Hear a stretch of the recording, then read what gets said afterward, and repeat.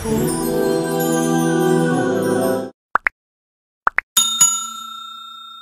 علیکم دامنای عزیز. دو کس با یکدیگر باور نمی کنند عائله بنیاد می شود یا نه؟ از کجا بنیاد می شود؟ وقتی اگر دو نفر یک جا گوییم زن و شوهر زندگی داشته باشند با یکدیگر هیچ باوری ندارند، در اصل این زندگی با حلاوت نیست. زندگی یکدیگر فهمی نیست. اگر تا در زندگی ما و شما با یکدیگر زن با شوهر معامله نداشته باشد، با یکدیگر رفت و آمد نداشته باشند، با یکدیگر گوییم همنشینی نداشته باشند، با یکدیگر مصلحت نداشته باشند، بلکه از یکدیگر گوییم باوریشان نباشد، این حالت در این عائله بنیاد نمی شود، بلکه خطر هم دارد، حتی ضررش به همون فرزندای ما و شما هم می رسد. می گویند که دوست داشته نگیرید که در عائلتان دائم جنگ و جنجال است. بخت سفید را نمی بینید، ناگشته گیری به قدرت می رسد. راست است یا نه؟ در اسلام ما و شما گشتن گفتگی وجود ندارد. مثال تو گشتگی بگیری عائلت مثال سیاه می شود، ناگشته گیری عائلت خوب می شود. از روی گویم جمله بسیار جمله خوب. در اصل اگر ناگشته گیری مقصد از حرام های پروردگار که دور هستی، انشاءالله شاید زندگی خوب باشد. لیکن وقتی تو میگردی مقصد در بین شما نکاح نیست، شما یک جای می نشینین، یک جای سلام میکنین، یک جای دست در گردن یکدیگر می اندازین و دیگر معامله ها را وقتی که شما انجام میدهین، البته این زندگی شما زندگی تلخ می شود، زیرا شما از اول حیاتان از حرام کرده های پروردگار شروع کرده بودین. از این خاطر البته این در حیات شما شاید خطر داشته باشد. در اسلام نگاه کردن زن گناه نیست، اگرچنده که اگر یک 15-20 ساله ها پیش گیریم، مثال ما و شما را نادیده زن میدادند، همون پدر و مادر میدید میآمد میگفت که بچم دید معقول است، تمام همون نکاح کرده میدادند. لیکن از روی شریعت این خطا هست. باید که جوانی زنگیر باید که همون زنی را که در نکاحش می‌درآورد حقوق دارد که حسن او را نگاه کند، حقوق دارد که گپزنی او را گوش اندازد. زیرا وقتی که نزد رسول اکرم صلی الله علیه و سلم آمدن گفتند ما می‌خواهیم از زنهای مدینه زن گیریم، حبیب خدا گفت به زنهای مدینه نگاه کنید که آنها در یک چشمشان خال دارند، شاید به شما معقول میشوند یا نمیشوند. برای همین دیدن زن این در اسلام گناه نیست، لیکن برای او جای واخوری اعلان کردن، با او دستی بد دست کردن، شبها مثال سیر و گشت کردن، اینجا اسلام رخصت نمیدهد. شاید که تو وای نکاح کرده نگیری، با او 1 ماه گشتی، 2 ماه گشتی، 1 سال گشتی، همون دختر را بدنام کردی، او دیگر وای کسی وای خواستگاری نمیکند. از این خاطر در اسلام گشتن گفتگی این حرام است، درست نیست خواهر عزیز. برای این بهترین صورتش همین است که اگر میخواهین کدام شخصی را که میگیرین، شما حقوق دارین که به حسن او، به رفتار او، از احوال او پرسین که اگان گویم گرچیک و بنگی نباشد. این امروز مثال بسیارش نمیبینن، بیچاره میگیرن میبیند که یک بنگی هست یا میبیند که گرچیک است، همون گرچیکایی که ما و شما میگوییم. برای همین البته این چیزم باید جستجو کردن در کار، تا که حیات این حیات است. این دختر ما 16 سال 17 سال پرورش کردیم به خاطر که این شوهر خوب دهیم. ما مسئولیم در این، ما صاحب داماد خوب شویم، صاحب داماد شویم که فردا خانه او در آمده از دسترخوان او 1 پیاله چای خوریم، صاحب نبیره های خوب شویم که اون فردا این نبیره ها در حق ما دعاگو شوند. وقتی ما میبراریم دختر را در یک اوباش میدهیم، پس حال دختر ما چی میشود؟ اینشان باید البته اینا شرطن در اسلام. برای همین گویم برای عاشقی همین لیلی و مجنون برای همه عاشقا درس است. حال همین عاشقی لیلی و مجنون چی شد آخرش؟ همین عاشقا باید که از لیلی و مجنون عبرت گیرند.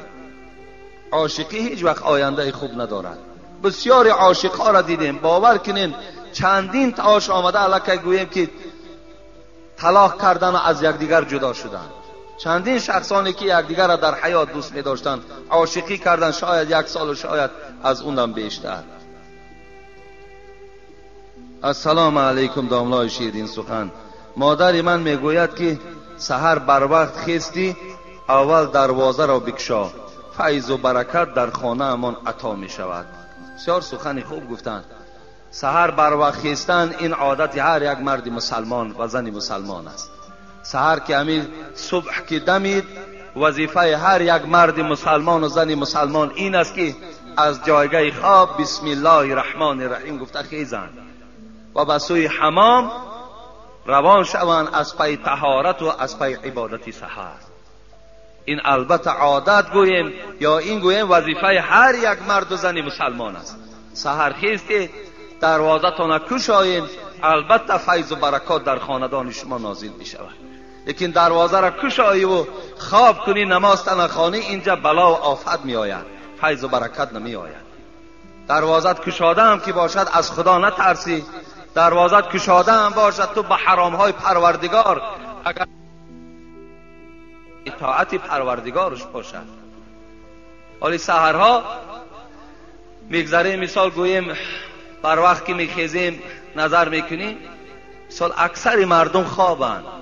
بعضی خانه های را میبینی که خدا را شکر که خدا ترس که هستند، میبینی الکی پس های همون بانگ هاشون آب شپیدگی و رفتگی هستند. خوش به حالشان باور که همین وظیفه را هر کدامت باور کن در خانه اولین درجه بگذار که سحر از پاکیزه کردن پس دروازه اگر در سکسیه ها زندگی کنین رفتن همون پدیزداتان این حتمی و ضرور است. اگر در خانه های محلی باشین پس های بانگ آب شپیده رفتن به خدا قسم این آدم خیلی آدم ایماندار است، زیرا که تازگی این خودش از اسلام است. حبیب خدا میگوید که النظافه تدعو الى الایمان والایمان مع صاحبه فی الجنه. ببین النظافه تدعو الى الایمان، نظافت پاکیزگی این چی است؟ آدم ایماندار میخواند، با ایماندار آشنا هست تازگی و آدم ایماندار باشد همراه ایمان همراه صاحبش در جنت است. برای همین بسیار بسیار در تازگی اهمیت دین، خصوصا حتی در لباس هاتون هم، در لباس پوشی هم. من جمعه پیشین یک حدیث را خواندم، شاید که اکثریت شما نشنیده باشید. رسول اکرم صلی الله علیه و سلم گفتند لا يدخل الجنه من كان في قلبه مثقال ذره من کبر. کسی اگر در وجودش به منزله یک دانه ارزن اگر کبر داشته باشد پروردگار او را جنت نمی درآورد. جنت بر آدم تکبر حرام است. آدمی که فخر میکند، آدمی که گردن بلندی دارد، ولی بسیارتر همین فخر و گردن بلندی از همون آدم هایی که گوییم امروز صاحب دولت هستند، صاحب شرایط های خوب هستند، بسیارتر تکبری از اونها هست. آدمی کمبغل معلوم است که بیچاره ایش تکبری هم کردن نمیتواند. با چی تکبری میکند؟ گفته حضرت عبدالقادر بیدل که تواضع زی گردن فرازان نکوست. اگر آدمی گردن فراز، آدمی که خدا دولتش داده است، پولش داده است، خانهش داده است، خوش به حالش، ما طرفداریم. ما دعا میکنیم که خدای مهربان همه مسلمان ها را با دولت کند، صاحب ماشین کند، صاحب مثال پول و مال کند، صاحب خانه های بلند آشیانه شان کند. ما طرفداریم، اسلام هم طرفدار است. لیکن در برابر این قدر نعمت الله تکبری کردن این خودش الک کفران نعمت است. این غضب پروردگار را بیدار میکند. حضرت بیدل همین را گفتن که تواضع ز گردن فرازان نکوست، گدا را تواضع خوی اوست. آدم گدا خودش الک با تواضع است. همین تواضع خاکساری آدم با دولت میزیبد. گفت حبیب خدا گفتن کسی در وجودش اگر به منزله یک دانه ارزن کبر داشته باشد وارد جنت نمی شود. فقال الرجل ان الرجل يحب ان يكون ثوبه حسنا و نعله حسنا. یک مردی از جاش خیست، بسیار فرمه های قیمت داشت، بسیار کرته قیمت داشت، گویم بسیار یک توفلی قیمت داشت. امروز جوان ها هستن که دوست می‌دارن که لباس های قیمت پوشند. مثلا با لباس آدمی با دولتی از میگه من لباس 50 سامانه را نمیپوشم، میلش خوش به حالش. این قیمت پوشیدن برای آدمی با دولت میزیبد. بعضی آدمی با دولتی از میگه که مثال برای من همین ماشین هایی که حکومت شوروی برآورده است معقول نیست، من میخوام بهترین بلندترینش تصور شم، حقی توست، مرحمت، او برای تو حلال است، درست است، زیرا که شرایط تو به او میرسد. این زلالی ندارد. میگه یک مرد از جاش خیز گفت ای حبیبی خدا، این لباس هایی که من دارم $1000 این توفلی که من دارم از $500 بالا هست، لیکن فخر به این ندارم، فخر ندارم که لباسی من $1000 است و پای افضلای من $500 است. من به این فخر ندارم، فقط دوست می‌دارم که لباس قیمت در بر کنم. حبیبی خدا چی گفتن؟ ان الله جمیل یحب الجمال. حبیبی خدا گفتن خوش به حالت، گفتن دولت داری؟ گفت دولت دارم، بای به دولت هستم. گفت بای به دولت که باشی؟ گفت خداوند خودش خوشروی است، خوشروی ها را دوست می‌دارد. الله خودش گفت جمیل از زیبا هست، زیباها را دوست می‌دارد. گفت این لباسی تو گفت معنای کبر ندارد. الکبر بطر الحق و غمت الناس. حبیبی خدا چی گفتن؟ گفتن کبر این است که بطر الحق، در برابر فرمان پروردگار آدم سرکشی کند. خدا میگه نماز خوان، میگه نمیخوانم. الله میگه تو پولدار زکات ده، زکات نمیگوید. الله میگه ماه رمضان نزدیک شد، روزه بگیر، روزه نمیگیرد. سرکشی در امر پروردگار دارد. این کبر است. و غمت الناس، و مردم حقیر شماریدن. وقتی که دولت و سهولتش زیاد میشود، بعد مردم چیکار میکند؟ این مردم میگه دما شما یک مثل تاجیکیت میگن پوف پوفی بنده خاکی میگوید. یعنی مقصد که دیگر الله که از حد اعتدال میگذرد، دیگر فکر نمیکند که یک 10 سال یا 5 سال پیش کی بود وای خودش، اینشا فکر نمیکند. برای همین پاکیزگی این از ایمانداری هست. باید که خانه ها تا برادرای عزیز، بیرون های کوچه تان تازه باشد. باور کنین از اسلام است. ما شما را وقتی بها میتونم که اگر همون جویبار پسی دروازه تازه باشد. باور که همون هم ایمانداری است. ایمانداری نیست که تو 5 وقت نماز خواندی و با همون لباس های بویناک و چرکین و با همون خانه گویم پر از گرد و چنگ رفته خواب کنی، همین ایمانداری باشد. نه، این ایمانداری نیست. بازم این عبادت ها باید لباس تازه باشد. ما و شما امروز در تاجیکستان ما مختصر مشهور است، کتاب مختصر. همین صاحب مختصر میگد و فی سیاه بالبزلتی، در باب مکروهات نماز میگد حتی لباست اگر چرک باشد با اون نماز نخوان که نمازت ثواب ندارد. چرک باشد، اگر لباست بویناک باشد با اون نماز نخوان که نمازت ثواب ندارد. میگد صاحب مختصر میگوید. صاحب مختصر هم از کجا میگوید؟ از حدیث های رسول اکرم صلی الله علیه و سلم میگوید. شما وظیفتان این است که پیش از جمعه آمدن حتی شما باید با صابون ها بدن هاتون شوین، آن چیزی که زیادیه که در وجود شما تازه کنین، تراشین، پرتاین، بدن هاتون خوشبوی کنین، آمده در نماز جمعه اشتراک کنین. انا این نشانه ایمانداری شما است. این وظیفه های پیش از جمعه شما هست. ولی در پهلوی بعضی نشسته نمیشود دیگر. یا جویره بدبو میکند، یا بدنت بوی میکند، یا همون پشمای زیر کشت مثال تازه کردگی نیست. یعنی مقصد در برت نشسته نمیشود. یا لکه علامتی چی است؟ علامتی ضعیف ایمانی تو است.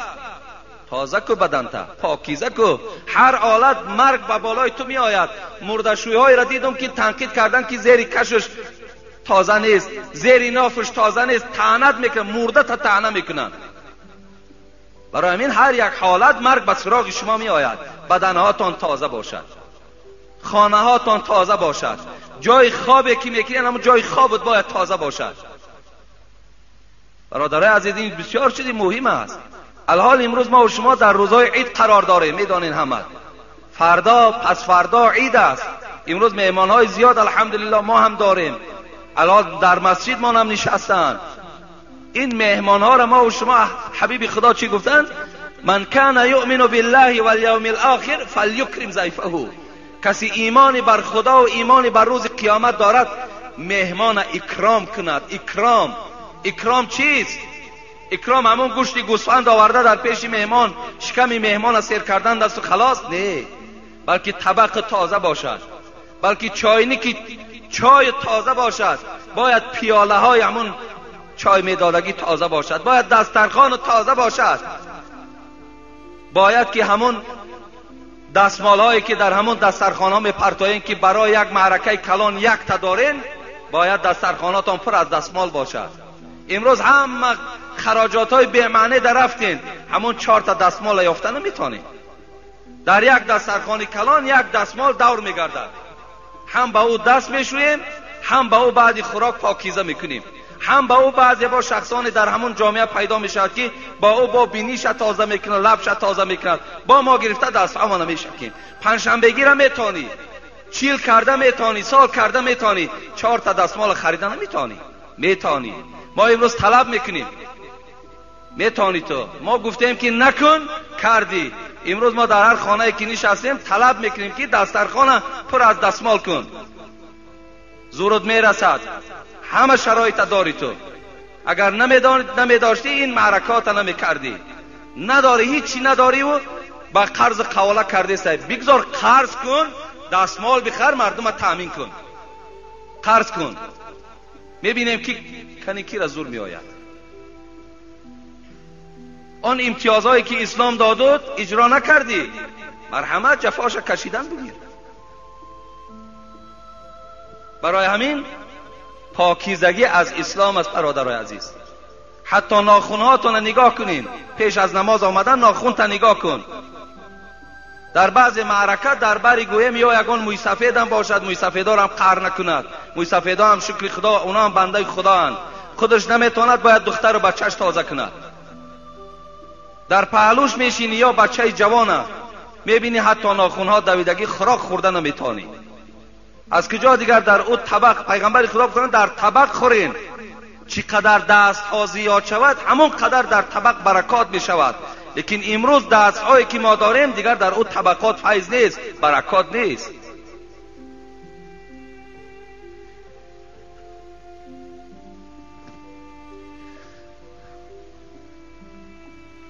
السلام علیکم و رحمت الله و برکاته. داملای شیرین سخن میگویند که پوست تخم را نجقین که 40 روز غمدار میشوید. اینا دروغ هستند. اینا از همون خرافات های هستند که ما دائم در اطرافش صحبت میکنیم که در روز جمعه غسل نکن که مثال فلان فلان میشوی گفته بود. حالا یک جوان تمام فراموش نمیکنم، همون جوان بچهای با عقل خیلی که از مسئله ها خیلی دور هستند، همین تای پات میگوید داملا اگر خف کنی در جنت میلش بی. این بیچاره هم بچه با عقل در همین درون از من نمیشناسمش دیگر کی هست. بچه کلان اگر تای پات خف کنی در جنت مثال میلغزی میغلطی. این زمین جنت یخ نیست، بعد اونجا جای لغزش ندارد. و زیر پات اگر که خف نکن، 1-2-3 ماه پس تای پات نگاه کن که کدام احوال ده هسته. برای همین این هم یک از جمله گویم همون خرافات ها هستند. برای همین اینا دا تماما اهمیت ندید، اینا دروغ هستند. مثال اگر پوست تخم شما مثال اگر جقیدین 40 روز غمدار میشه. الکی ما گفتیم و ما اصحاب من مصیبت الا باذن الله. پروردگار میگوید هر غم و دقتی که به سر شما میآید همش به اجازت من میآید، نه پچاقی تخم نه دیگر هیچ کار کردن نمیتونه. اگر در خواب پوف کنی ثواب است. این کدام بیچاره همین گویم نو اینا چی معنی نداره.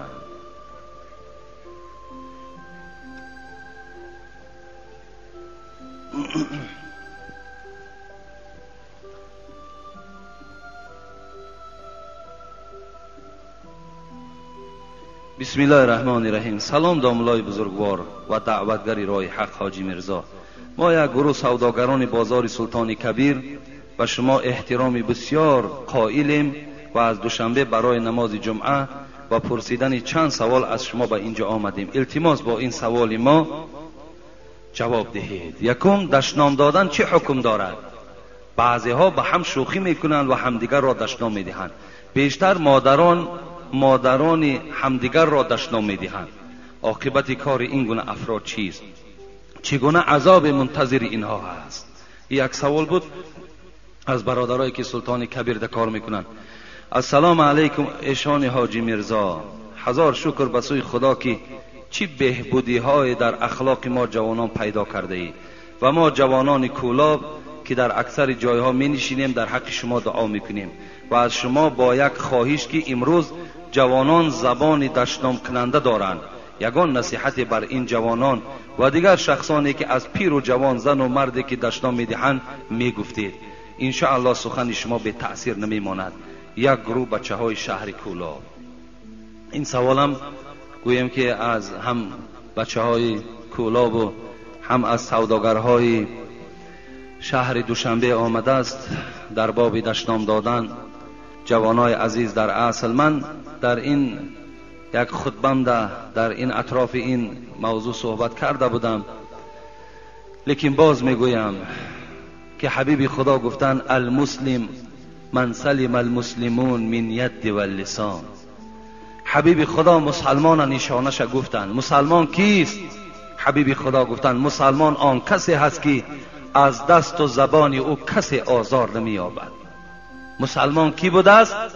کسی که از دست و زبانش هیچ کس آزار نیابد. نه به دست نه به زبان کسی را آزار نمیدهیم. این علامت آدم مسلمان بوده است. آدمیت چیست؟ خود را دور از شر داشتن. شیخ سعدی آدم بیان کرده ایستاد است. آدم کیست؟ آدمیت چیست؟ یا آدمیت کیست؟ خود را دور از شر داشتن، خیرخواه خلق بودن، نفع بیزر داشتن. حضرت گفتن آدم آن کسی هست که از ضرر رسانیدن بر مردم خودش را محافظت میکند و آدم آن کسی هست که فقط فایدهش به مردم میرسد، ضرر او به مردم نمیرسد. اینا گفتن آدم میگویند. ببینید، اگر ما خواهیم که در جمله آدم باشیم، اگر خواهیم که در جمله آدم مسلمان باشیم، از روی حدیثی که در اول خواندم، باید که ما زبان آزاردهنده نداشته باشیم. من آدم گفته هستی کل جنبان. و حضرت مولوی جنون خدا رحمت کند بسیار گویم که شاید غضبناک شد.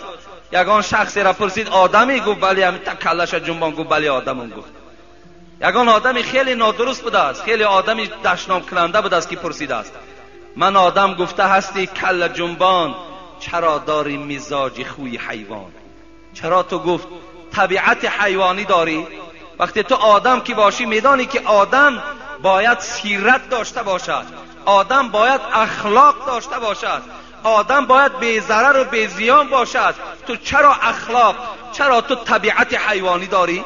چخیل آدم هستی تو؟ گفت چخیل؟ گفت ای حضرت چی گفتن؟ گهی چون سگ شوی در جنگ اخوان، گزی هر دیل را به زخمی دندان. آیا تو گفت همون آدمی نیستی که دعوای آدمی داری و گفت طبیعتی سگ در وجود راه دادی، مثل سگ میجکی، مثل سگ گویم میجکیش به معنای دشنام میدی، آزار دل برادر مسلمان میدی. گهی سازی به هر کس خصلتی مار، دیهی هر مؤمن را سخت آزار. تو همون آدمی نیستی که خصلت ما را در وجود راه دادی که دل بنده های خدا را آزار میدهی. آیا اگر شما را کسی دشنام دهد دل شما آزرده نمی شود؟ آزرده می شود، دل شما درمند می شود. آدم مسلمان، آدم مؤمن باید دشنام کننده نباشد. آدم دشنام کننده رسول اکرم گفتن سباب المسلم فسوق و قتاله کفر. کسی که آدم مسلمان دشنام میدهد وای فاسق است. گفت فاسق شاهدیش در نکاح در مذهب امام اعظم درست نیست. آدم دشنام دهنده را در نکاح اگر کسی داند نمی دشنام کننده است در نکاح وی ما شاهد نمیگیریم. فاسق درست نیست شاهدش. نماز در پیش در آید نماز مکروه است. کسی که دشنام میدهد. صحابه پیغمبر به نام ربیعه اسلمی بود. بار میگوید با ابوبکر صدیق رضی الله عنه یک جای نشسته بودند. به ناگاه میگوید ابوبکر صدیق یک کلمه را برای من گفتند که ربیعه اسلمی میگوید. کمی من ناراحت شدم. البته هیچگاه ابوبکر صدیق وی از مادر دشنام نداد. هیچگاه ابوبکر صدیق وی لعنت نگفت، طعنش نکرد. شاید برای یگان اصلاحی عمل ربیعه اسلامی یگان گپی درشت گفته باشند. ربیعه اسلامی میگوید خیلی نافار شدم، طبیعتم ناراحت شد.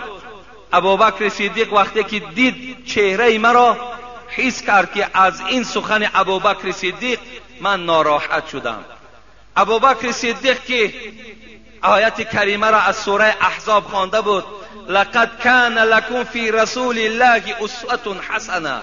پروردگار گفت ای پیروای محمد، شما را گفت، ما را گفت، ای پیروای محمد صلی الله علیه و سلم، زندگی پیغمبر، زبان پیغمبر، حیات پیغمبر، رفتار پیغمبر باید برای شما درس باشد.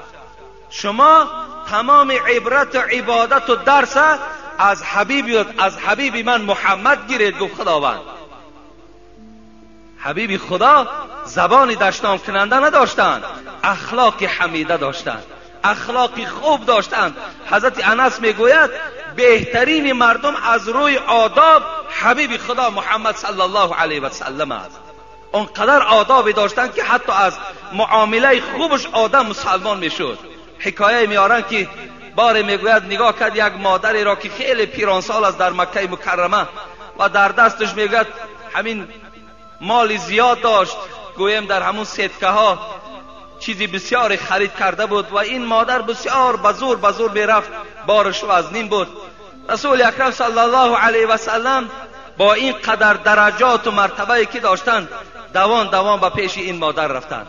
سدکه های این میگه از دستش همون بارو چیزی که در دست این مادر بود برداشت و مادر گفت برابر من آمدن بگیر، من تا خانه تو این بار تو را میبرم. این کمپیر میگوید این مادر برابر محمد صلی الله علیه و سلم قدم میزد. وقتی در اثنای راه این مادر چی گفت؟ گفت ای جوان، گفت میدانی که در مکه مکرمه یک جوان برآمده است به نام محمد. نشناختن که این محمد است. به نام محمد برآمده است و دعوای پیغمبری دارد. بچم گفت اصلا در دین وی داخل نشو، و دین پدر و مادر ما را گفت بیکار میکنه. رسول اکرم صلی الله علیه و سلم در برابر این سخن مادر چی گفتن؟ گفتن ای مادر، گفتن همان محمدی که تو میگویی که دین وی دین ناحق است، در دین او داخل نشو، همون محمد من هستم. گفت این مادر گفتن تو هستی؟ گفت بله من هستم. گفت اگر همون محمد تو باشی و این اخلاق و این رفتاری که از تو میبینم، قسم بر خدای تو که من به تو ایمان آوردم. ببین از اخلاق رسول اکرم، از رفتار و زبان شیرینش، یک مادری که گویا مشرک بود اسلام قبول کرد. رسول اکرم صلی الله، حضرت ابوبکر صدیق این آیت را از سوره احزاب خوانده بود که برای شما باید رسول اکرم حیاتش، رفتارش، گفتارش الگو باشد، درس باشد. در حال میگوید به طرف ربیعه اسلمی چی گفت؟ ای ربیعه، گفت در برابر این سخن درشتی که من بر تو گفتم تو هم بر من بگو تا که برابر شوی. ابوبکر صدیق بهترین انسان بعد رسول اکرم، شخصی که با دو نفر پروردگار سلام فرستادگی است، یکی ابوبکر است، یکی حضرت خدیجه است، خسر رسول اکرم صلی الله علیه و سلم، یکی از عشره مبشره. در حال حیات رسول اکرم گفت یا ابوبکر انت فی الجنه، تو جنتی هستی. امین ابوبکر صدیق چی گفت در برابر این سخنی که من گفتم؟ ای ربیعه، یک کلمه را تکرار کن که باید برابر شوی. ربیعه اسلمی گفتن نه، گفتن من نمیگویم. گفتن رسول حضرت ابوبکر چی گفتن؟ گفتن قسم به خدا اگر در برابر این سخن من چیزی بر من نگویی، به رسول اکرم گفت من تو را خبر میدهم، نزد رسول الله از پشت تو گله میکنم. خیس از جاش میگه نزد رسول اکرم رفت حضرت ابوبکر. این بنی اسلمه اولادای ربیعه در اطراف ربیعه نشسته بودن. گفتن عجیب آدم بود، این کی بود؟ گفت هم سخن درشت میگوید، هم میگوید از بالای تو با نزد رسول اکرم شکایت میکنم. ربیعه گفت این مردم گفت زبان تان نگه دارین، این ابوبکر است. گفت این ابوبکر است. گفت اگر با شرطی که ابوبکر از من ملال شود، رسول اکرم از من ملال می شود. گفت اگر رسول اکرم از من ملال شود، الله از من ملال می شود. از این خاطر گفت زبان حقارت از ابوبکر نگه دارید. و حضرت ربیعه میگوید از دنبال حضرت ابوبکر و نزد رسول اکرم آمد. گفت ای رسول اکرم، گفت ابوبکر صدیق یک سخن در برابر من گفت، من ناراحت شدم و مرا گفت مرا دشنام ده، من تا که برابر شوی من دشنام ندادم. رسول اکرم گفتن خوش به حالت ربیعه، اگر دشنام میدادی هلاک میشدی. وقتی ابوبکر دیدی به او خبر بده که خدا تو را معاف کند، خدا تو را ببخشد. از این کلمه گفت در برابر ابوبکر صدیق چیز دیگر نگو. ببین معامله ابوبکر صدیق در برابر یک کلمه که با ربیعه اسلمی گفت که وای در قدر و در منزلت از ابوبکر صدیق پس بودند، لیکن حضرت نخواستن که بالای او چی شود؟ بالای او قصاص در روز قیامت شود.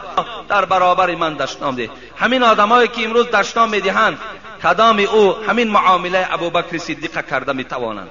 هیچ کدامشان کرده نمیتوانند. برعکس ما در دشنام دادن من باز تا چند گوییم که جسور میشیم، غیرت میشویم، باز در کار شود میگوید خوبش کردیم، خوبش کردیم.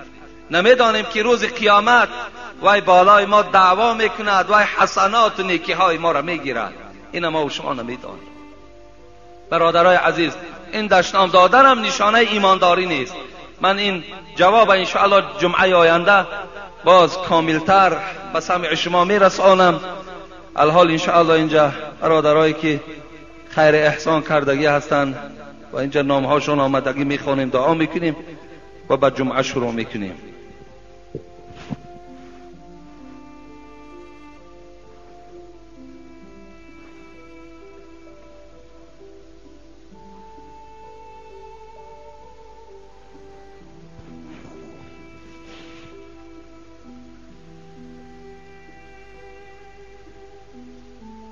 السلام علیکم دولای محترم. من از شما خواهش دارم که همین ملا را، ملا شریف از مومن آباد می باشد، بعد از نماز منش کنید، التماس اعلان کنید که بعد از نماز ایستد. یعنی کسی ملا شریف باشد از مومن آباد، اینجا کدام برادر یگان کار دارد میتونید که استادگری کنید. دعا کنید. میری سرابک 45 سامانی دادن، عبدالفیض از کلخازآباد 100 سامانی دادن که روز برادرش جنازه کردیم، از مسکو مردش آورده بودن. سوم استاهایی که گنبد مسجد را تیار کردن، برادری که علاقه گنبد مسجد هم الحمدلله که تیار شده است، در حقش انشاءالله دعا میکنیم. استاد عبدالغفار. در حق اکی احمد از محله کوه دامن دعا کنید. و در حق برادر جیان که مادرش از مومن آباد است، مادرشان گذشته بود که در جنازه او هم اشتراک داشتیم. و در حق آنهایی که در صندوق خیریه صدقه کردند، در حق آنهایی که در اطراف مسجد مهنت کردند. دو روز روی هم الحمدلله که زنهای همین محله آمده این مسجد و حاجتخانه را تازه کردند. روز دیگرش تمام مردهای این محله این گویم اطراف مسجد پاکیزه کردند، خوب کردند. و اینجا یک برادر دیگر ما هم خیلی نامش نمیگیریم، برای همه این مردم گویم که اینجا طعام تیار کردند، در حق او هم انشاءالله دعا میکنیم. خب استاد سلطان و دیگر رفیقان، من در اینجا برادر استاد سلطان هم این صورت هایی که در اطراف مسجد نو میبینید همین ها را آمده چسبانیدن و برادرایی که این صورت ها را که ارزش های قیمت دارن برای مسجد ما و شما روان کردن، در حق اونها هم دعا کنیم. و در حق محمد الله دعا کنید. اللهم صل و سلم و بارک علی. خدای مهربان آن بنده هایی که در این مسجد خیر احسان ها کردند، برای آبادی این مسجد سعی و کوشش ها کردند، مال و اسباب و انجام صرف کردند، و تمام آن مهمان هایی که امروز در این مسجد ما حضور دارند، اولا پروردگارا قدوم هر کدام اونها را به این شهر مبارک بگردانی و در هر قدمشان خدای مهربان حسنات کتابت بفرمایی، و تمام این بنده ها را پروردگار مهربان عمر دراز و تنی صحت و خاطر جمع و دولت و سعولت بیشمار خدا نصیب روزیشان بگردانی، و گذشتگی ها را خدایا رحمت و مغفرت بگردانی. آمین و رب العالمین. در آخر اعلانی که دارم برادرای عزیز و گرامی، فردا و پس فردا در این شهر ما و شما خیلی یک عیدی با شکوه است، بسیار یک عیدی کلانی هست. بسیار از همه شما خواهش میکنم که این قدر مهمانی که به این شهر می آید برای برداشتن آبروی این شهر بسیار از شما وابستگی کلانی دارد.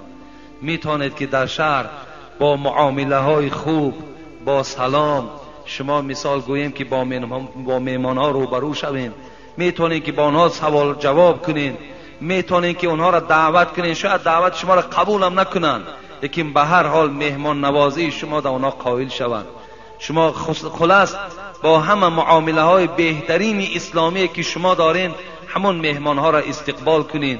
گویم برای مهمان ها اگرچه خانه هاتان هم که نآیند، خانه هاتان تازه کنین، حولی هاتان پاکیزه کنین، کوچه هاتان تازه کنین، و دیگر احترام هایی که برای مهمان ضرور است انجام دهین.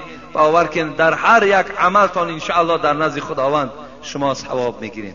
بسیار باور کنین یک عید کلانی هست، و این عید هم گویم یک سبب شده امروز این شهر کولا و بین دیگر شهر شده است. الحمدلله اینقدر زیباگی ها و اینقدر گویم رسته های زیبا در شهر ما و شما پیدا شد. اول آخر البته این فضل پروردگار است، و بعدا همه این با چی هست؟ با کوشش و سعی رئیس جمهور می باشد. در حقشان دائم دعا کنیم که خدای مهربان باز هم این گونه گویم غم و این گونه آبادی ها را، یعنی غمی که غم ملت دارن، غمی گویم که دارن که تاجیکستان آباد شود، خدای مهربان یعنی این گونه غم ها را باز هم زیادتر بگرداند در دل. اولا همه شما را به این روز سید، روز بندگی، تبریک و تهنیت میگویم، و بعدا از پروردگار همراه شما مسئلت داریم که خدای مهربان توفیق بندگی همه ما را باز هم زیاده بگرداند، و خدای مهربان در این راه اسلام اخلاص و محبت ما را باز هم زیادتر بگرداند. و خداوند مهربان یک هفته ای که از ما سپری شد، که در داخل این هفته سهو و لغزش هایی که از ما سر زد، خدایا با فضل و کرم خودت همگی را مغفرت بگردان. و خدای مهربان هفته ای که در پیش داریم، این هفته را برای ما یک هفته با سعادت بگردان، و عبادت های این هفته اینه را برای ما باز هم زیباتر و با تقواتر بگردان. اللهم انا نعوذ بك من علم لا ينفع. خدایا آن علم دنیایی که اگر به ما نصیب میگردانی، لیکن با این علم دنیایی ما برای آبادی تاجیکستان چیز عمل نمی کنیم مگر برای بهبودی جسم خودمان، خانواده خودمان این علم را استفاده میبریم.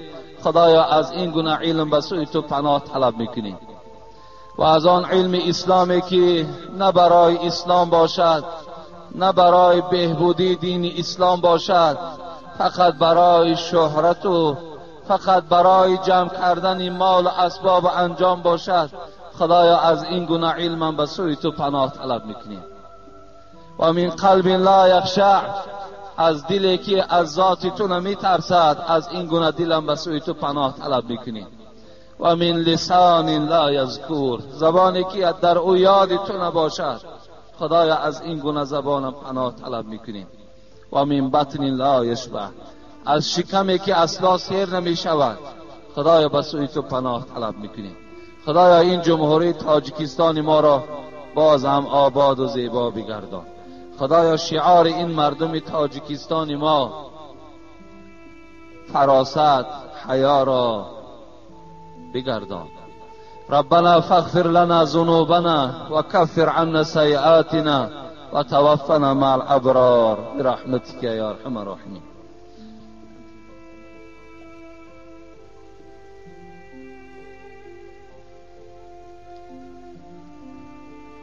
حدیثی که در خطبه بهر شما خواندیم، حبیب خدا صلی الله علیه و سلم فرماید اول الناس بی یوم القیامت اکثرهم علی الصلاة، از همه اولاترین شما، بزرگترین شما، با شرفترین امت من در روز قیامت همان بنده هست، همان مرد و زنی هست که در دنیا بسیار گفته باشد اللهم صل علی محمد.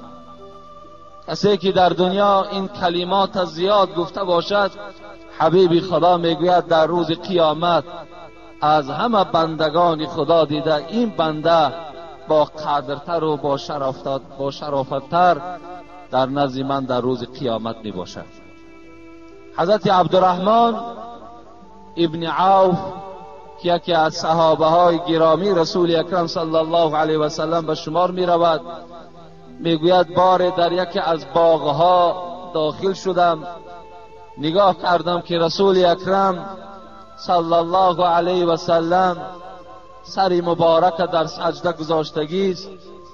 به نزدیک او آمدم، خیلی مدت منتظر شدم که خیلی سجده طولانی کردند.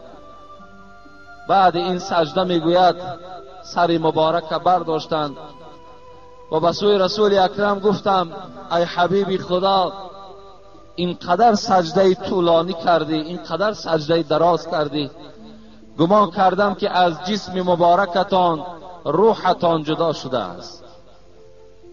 حبیب خدا گفتند در حالت سجده حضرت جبرائیل آمده بود و به من از نام پروردگارم سلام آورد و گفت من صلی علیک صلیت علیه فسجدت شکرا لله تبارک و تعالی.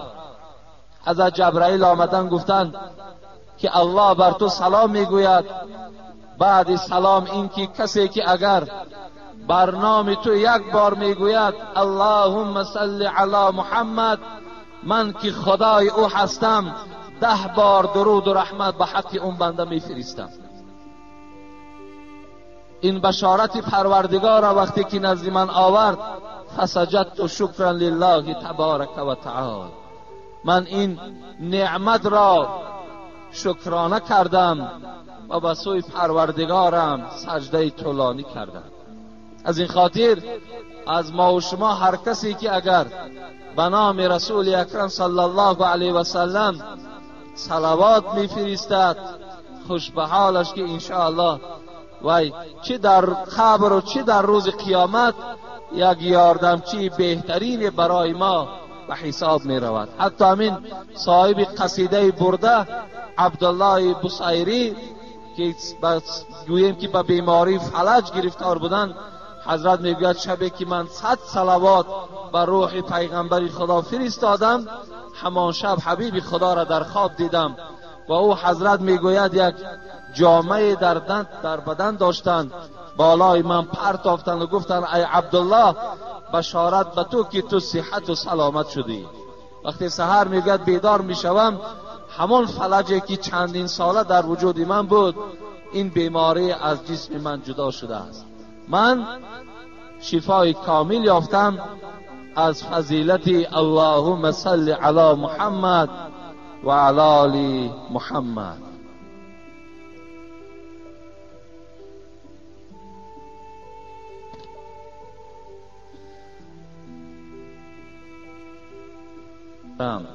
اگر ملال خاطر نباشد نزد شما یک سوال میارم. یک برادر اسلامی داشتیم که صاحب 2 فرزند بود. قضای الهی او را از این دنیای فانی به دارالبقا برد. بعد آش چیلی او همسرش بطن 4 ماهه خود را اسقاط کرد.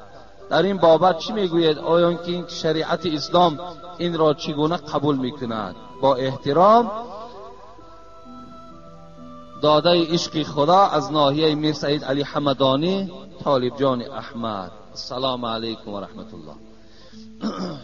یعنی این برادر سوال کردن که وقتی که یک رفیقی داشتیم صاحب 2 فرزند بود، با قضای الهی این دنیا را پدرود گفتند و در شکم عائله‌اش باز یک فرزند بود که 4 ماهه بود.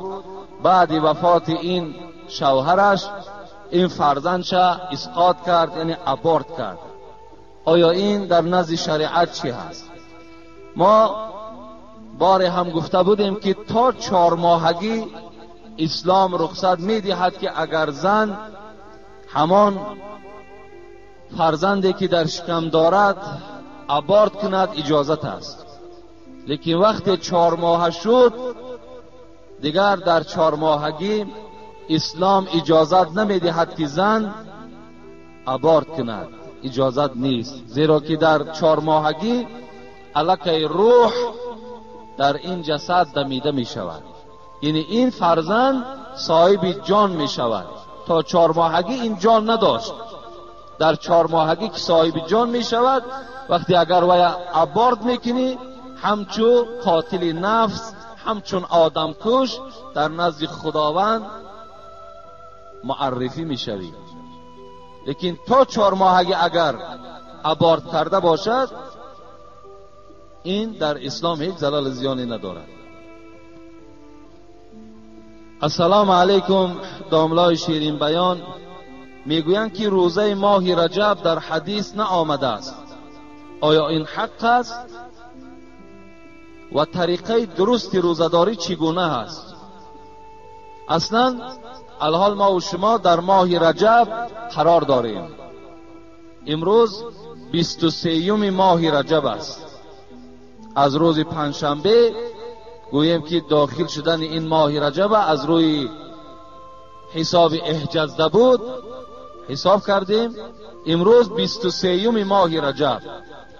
لیکن در ماه رجب روزه داشتن و نماز خواندن در یگان حدیث صحیح وارد شدگی نیست که ماه رجب روزه داشته باشد، ماه رجب نماز داشته باشد. اگرچند که در بعض کتاب‌های فارسی ما و شما از فضل و از بزرگی این ماه رجب صحبت‌ها می رود، حتی از نماز و روزش، لیکن اونها اساس علمی ندارند، اساسهای علمی ندارند.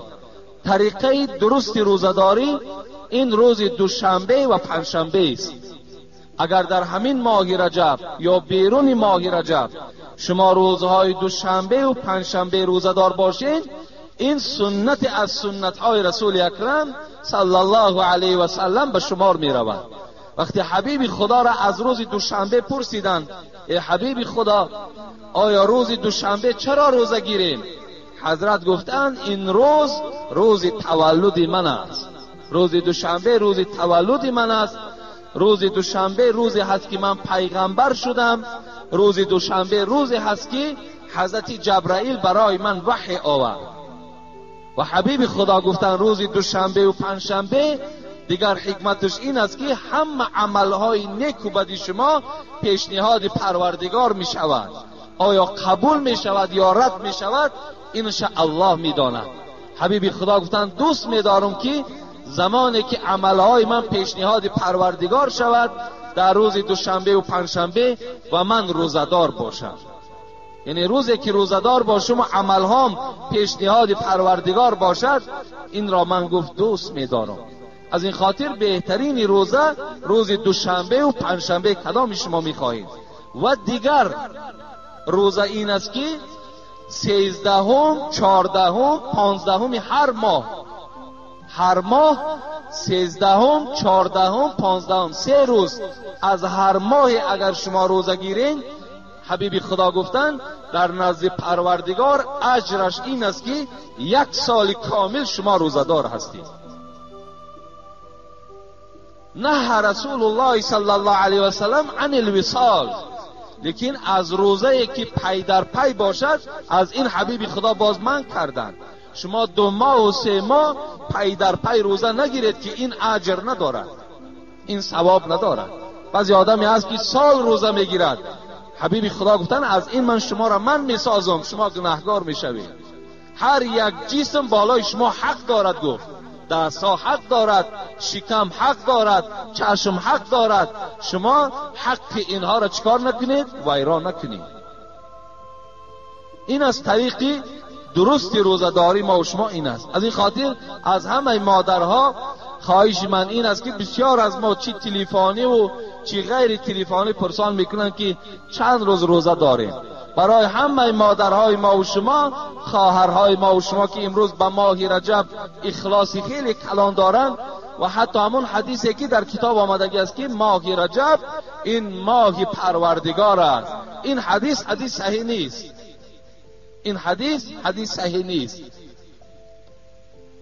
و مادرهای ما میتوانند که از روزه رجب دیده بهترین عمل این است که شوهرهاشون خرسند کنند، شوهرهاشون احترام کنند، فرزندهاشون تربیه کنند، عفت و حیا را در وجود خودشان را دهند. این از 1000 ماه رجب روزه داشتنش بهتر است. امروز میبینی سری خواهر ما و شما لوچ است، روزه دار است، در زبانش تمام کلمات بی حیایی وجود دارد، لیکن از ماه رجب روزه دارد. اینا هیچ معنا و فایده ندارد. برای همین از همه مادرهایی که روزه ماه رجب می‌دارند، توصیه ما این است که شما در این ماه رجب خدمت شوهرهاتان نکنید، بیرون از رجب هم در خدمت شوهر قائم باشین. ان شاء الله شما در نزد پروردگارتان اجر خیلی بلند بگیرید. بزرگی این ماه رجب این است که در این ماه معراج رسول اکرم صلی الله علیه و سلم بود. 27م این ماه به اکثر روایت گویم روز سه‌شنبه روز معراج پیغمبر خداست. بزرگی این ماه را انا همین شرفش همین است که حبیب خدا در این ماه نزد پروردگارش به درخواست پروردگار نزد الله رفتگی هست که این است سوره اسراء: سبحان الذي اسرى بعبده لیلا من المسجد الحرام الى المسجد الاقصی. پروردگار این شب معراج، این عروج رسول اکرم به نزد خودش به نص قرآنی، به آیتهای قرآنی برای ما و شما خبر داد. اگر کسی که این معراج پیغمبر قبول ندارد یا میگوید که وی در خوابش رفتگی است، به جسم نرفته است، وی کافر می شود. زیرا این نص قرآنی است که محمد صلی الله علیه و سلم نزد پروردگار رفتگی هست، که قرآن هم این حکایت میکند که میگن در روایت ها که شاید در خانه ام هانی بود از یکی زنهایش. بعضی روایت ها این است که بین حتیم، همون بین یک سنگی که در کعبه هست و بین خانه کعبه همونجا یک کاواکی هست، یک کشادی هست، همونجا رسول اکرم صلی الله علیه و سلم با پهلو بودن، خواب بود. سبحان الذی اسری بعبده لیلا من المسجد الحرام. کلمه لیل استفاده می شود که لیل این شب را میگن عربها. شب حضرت میگد خواب بودن که ناگاه کسی پایش می مالید. چگونه که یک فرزند پای پدر می مالد، پایش می مالید. نگاه میکند که جبرائیل امین در پهلوش نشسته است. جبرائیل پای رسول اکرم صلی الله علیه و سلم مالیش میداد و میمالی. حضرت از جاش گفتند السلام یقریئک السلام، ای محمد از جات خیز که الله به تو سلام فرستاد و تو را با یک تشریف رسمی به سوی آسمان دعوت دارد. الحال ما و تو یک جایه باید سیری بر آسمان کنیم.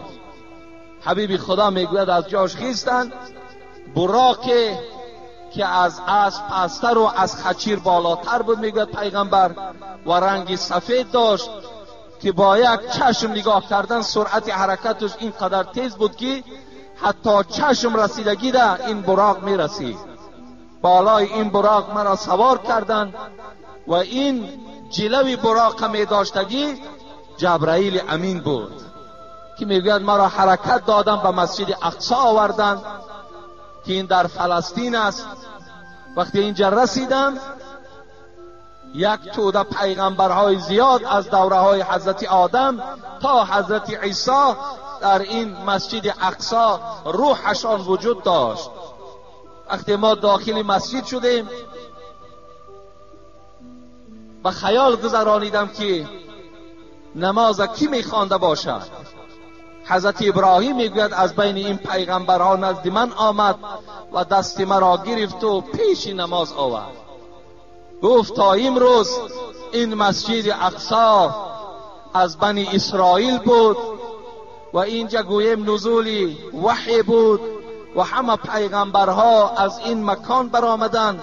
از این روز اعتباراً این مسجد اقصی از تو و از پیروان تو هست. چگونه ای که امروز این مسجد اقصی در دست مردم یهود است که مسلمان ها را در اونجا خیلی آزار و مشقت میدهند، که چگونه ای که امروز هم این دست خونالود یهود هیچ خانه مسلمان قرار نمیماند. فرزندهای مسلمان ها گویم همه بیچاره ها یتیم و در بدر و سرسان و سرگردان است از دست این قوم ظالم. خداوند در آن نقشه هایی که اینها نسبت مردم مسلمان میکشند خودشان خدای مهربان سرگردان بگرداند و چگونه ای که خانه مسلمان ها را این قوم ویران کرده ایستادند، سرسان و سرگردان دارند، خدای خاندان اینها را ویران بگردانید. حبیب خدا میگوید 2 رکعت نماز خواندیم. مختصرا من میگویم برای فضیلت همین ماه رجب حضرت میگوید در براق مرا سوار کردند و آسمان به آسمان از حضرت آدم سرکردگی در آسمان اول پروردگار میگوید آسمان ها را زینت داد. بعد زینت دادن تمام پیغمبرها را امر کرد که حبیبی مرا پیشواز گیرید. ملائکه ها را میگوید صفی در صف کرد. حبیب خدا هر آسمانی که میدرامد السلام علیک ایها النبی، ای پیغمبری خدا خوش آمدی گفته پیشواز میگرفتند. حضرت آدم بود. در دویم آسمان میگوید حضرت عیسی را دیدم. در سوم آسمان حضرت یوسف را دیدم که خیلی حسن زیبایی داشت که چنان حضرت یوسف میگوید زیباگیش دیدم، آنقدر زیباگی داشت که قریب گویم نصف زیباگی تمام بنده های خدا در چهره حضرت یوسف گذاشتگی بود. لیکن حضرت جابر چی میگوید؟ وقتی میگوید پیغمبر خدا جمال حضرت یوسف را تعریف کردن، به خدا قسم میگوید شب از شبها که ماهتاب 15 روزه بود، اینقدر روشن بود. من نزد رسول اکرم صلی الله علیه و سلم آمدم، زیارت کردم. یک بار نظر میکردم به ماهتاب، یک بار نظر میکردم به چهره حبیب خدا محمد. قسم به خدا گفت چهره محمد از آفتابم دیده روشنتر بود، از همون ماهتابم دیده چهره رسول اکرم صلی الله علیه و سلم روشنتر بود. اگر خداوند حسن نصف بندگانش در جمال یوسف گذاشته باشد، تمام حسن بنده هاش در محمد صلی الله علیه و سلم گذاشتگی بود.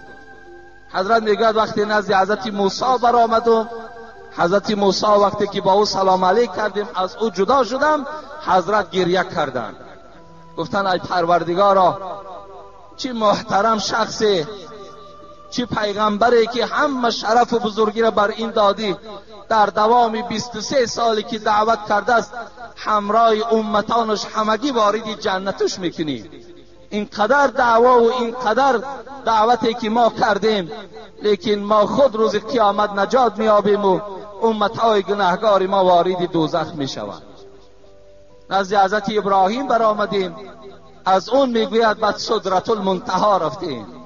سدرت المنتهی مکانی بود که در پهلوش قرآن میگوید جنت واقع بود. وقتی در اینجا رسیده میگوید پرده های نور بود. وقتی پس نگاه میکنیم که جبرائیل نیست. بین تا آسمان هفتم میگوید همراه جبرائیل میگوید یک جایه بودیم. وقتی در این سدرت المنتهی رسیدم نگاه میکنم محمد میبینم جبرائیل نیست در پهلوی ما. پرسان کردیم ای جبرائیل آیا این مکانی هست، آیا این وقتی هست که تو دوست در اینجا خالی بگذارد؟ حضرت جبرائیل چی گفتن؟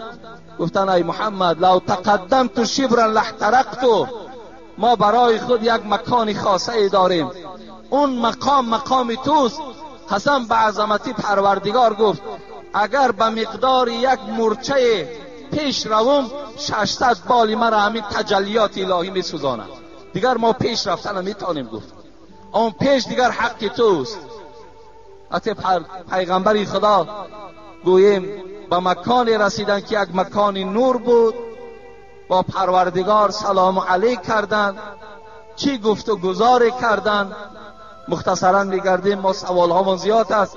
بعد از آنجا وقتی که پایان آمدند، وقتی پایان زمین آمدند، باز در همون کنار خواب بود، همون کنار ده جبرائیل وقتی که رسول اکرم گذاشت، ابو جهل لعین سحر به نزد رسول اکرم آمد و گفت آیا از آسمان یگان خبر داری یا نداری؟ از حساب تمسخرانه. وای به خاطر گوش کردن سخن آسمان نبود، فقط مذاق میکرد، فقط تمسخر میکرد. آیا از آسمان یگان خبر داری؟ رسول اکرم صلی الله علیه و سلم گفتند ای ابو جهل، گفتند امشب من از همین مسجد مکه مکرمه و مسجد اقصی فلسطین رفتم. ابو جهل میگه چنان خنده کردند گفتن همین 6 ماهه مسافه که بین مکه و بین فلسطین است، تو همین شب رفتی؟ گفت بله همین شب من رفتم. گفت خنده کنان میگوید، خنده کنان به خانه ابوبکر صدیق آمد. رسول را استونی حنانه بشناخت. مولوی رومی در زیر همین آیت میگوید پیغمبر یک چوی خرما شناخت. بالا یک چوی خرمایی که می برآمد و مردم موعظه میکرد، وقتی اون چوی خرما را ترک کرد و بالای منبر دیگر برآمد، همان چوب خرما گریه کرد که پیغمبر خدا تا امروز بالای من می برآمدی، چی شد که امروز ما از پای مبارک تو محروم شدیم؟ همان چوب خرما میگوید مثل کودکی که برای مادر گریه میکند همون گریه میکرد. مولوی میگوید رسول را استونی حنانه بشناخت، ابو جهل آدمی و دشمنی ساخت. و یک چوب شناخت، لیکن ابو جهل آدم بود و نشناختش. دوان خانه ابوبکر آمد برای که در دل ابوبکر شبهه اندازد، دل ابوبکر دو دیله کند. آمد در ابوبکر تق تق کرد، ابوبکر. حضرت از داخل صدا دادن چی میگویی؟ گفت من نگفتم که محمد دیوانه هست، من نگفتم همین رفیقی که تو برای خود انتخاب کردی دیوانه هست، من نگفته بودم. میدانی محمد چی میگوید؟ تو چی میگوید؟ این دوستی من چی میگوید؟ او میگوید امشب من از مکه مکرمه فلسطین رفتم 6 ماه را در یک شب. ابوبکر صدیق گفت اینا محمد گفت؟ گفت بله محمد گفت. و قسم به خدا گفت ای ابو جهل، اگر محمد گوید که من از مکه مکرمه فلسطین رفتم و از فلسطین آسمان سیاحت کردم و گشته آمدم، قسم به عظمتی پروردگار وای راست میگوید، وای دروغ نمیگوید. از این خاطر بود که رسول اکرم گفت لو وزن ایمان ابوبکر من ایمان امتی لرجح ایمان ابوبکر. اگر ایمان ابوبکر در یک پله ترازو گذارم، ایمان تمام امتان ما در پله ترازوی دیگر گذارم، ایمان و اخلاص و محبت ابوبکر گفت بالای همه این گفت غلبه میکنه. ابوبکر صدیق اولین شخصی بود که معراج پیغمبری خدا را قبول ساخت. اما همون معراج در همین ماه رجب صورت گرفتگی است. بعضی روایت ها می آید که وقتی نزد پروردگارش رفت محمد، الله گفت وقتی که دوست پیش دوست می آید یک هدیه می آرد. ای محمد تو نزد پروردگارت آمدی، چه هدیه آوردی؟ چه هدیه داری؟ حبیب خدا میگوید گریان شدن و گفتن یگانه هدیه‌ای که پروردگار من پیش تو آوردم این گناه امت هست. این گناه امتانم هست که آوردم پروردگارا گناههای امتان مرا بخشیده کن. این یگانه پیشنهادی که من در ذات تو دارم.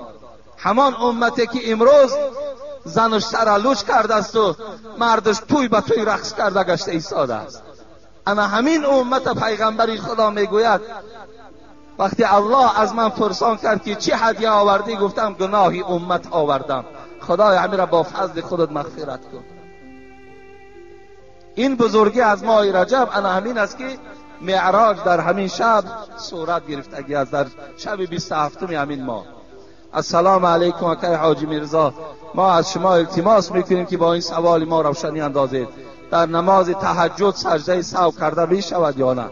نماز تهجد نزد مذهب امام ابو حنیفه یکی از نمازهای نافله به شمار می رود، یعنی به خواندنش ثواب و به نخواندنش گناهگار نمی شوید. برای همین سجده سهو در نماز نافله اگر کنین درست می شود، اگر نکنینم گناهگار نمی شوید. السلام علیکم ای واعظ راه الله، خدا نگهبان شما باشد. من طالب علم مدرسه شهر قرغان تپه الان در شهر کولاب تحصیل علم دارم و خواهش دارم که شما که با این سوال من جواب گردانید. من در آینده نیت دارم که 40 روز در خانه نشسته با عبادت مشغول شوم. صحیح بودن این را به من فهمانید که برای کیها روا هست و برای کی نی؟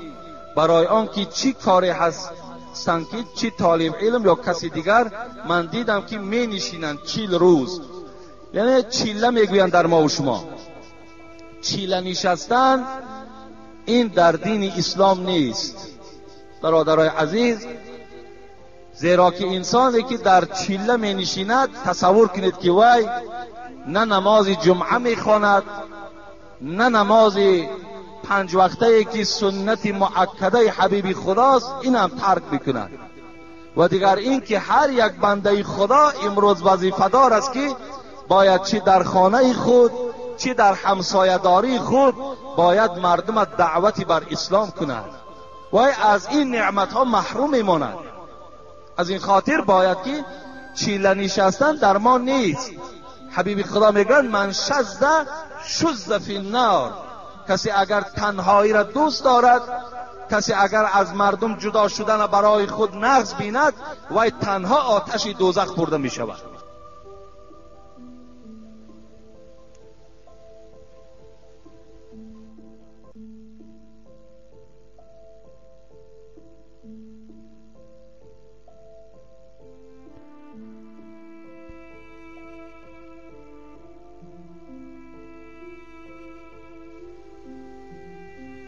کسی اگر تنهایی را دوست دارد، کسی اگر از مردم جدا شدن برای خود نغز بیند و تنها آتش دوزخ برده می شود.